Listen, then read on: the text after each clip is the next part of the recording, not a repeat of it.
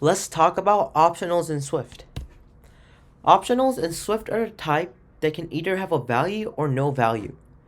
This is useful for representing data that may or may not be available. For example, you might use an optional to represent user's name if the user has not yet entered their name.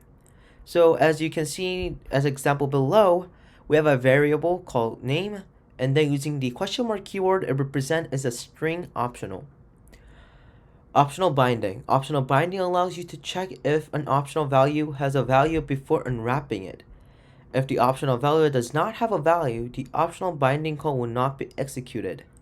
So we're going to mostly use the if statement, just like we know if, then, and else, right? So basically, if the unwrapped value has a value, it's going to execute it, unless it's just going to follow the else statement and print that out. And Nil Coalescing in Swift is pretty important. The Nil Coalescing operator allows you to provide a default value to return if the optional value does not have a value. Let's see how Nil Coalescing looks like in our code editor. So first of all, we're gonna make an optional variable called name. Name, string, optional. So question mark here represents an optional value. So it tells our code editor that if you use a question mark, we're basically making an optional value.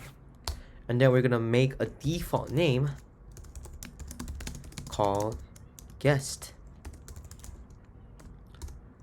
And since we want to greet the person, we're gonna make a new variable called greetings. And using Nil Coalescing, we're gonna first write name first, which is our optional value, and then we're gonna write default name.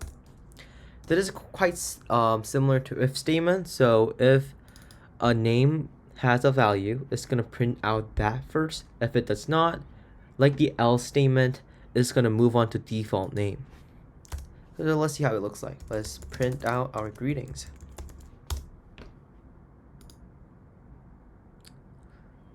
Since it does not have a value, the name does not have a value, it's gonna print out guest.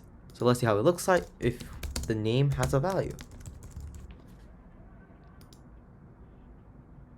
Since the name variable has a value, it's gonna print out the string that is inside that. So this is how Nil Coalescing looks like in Swift.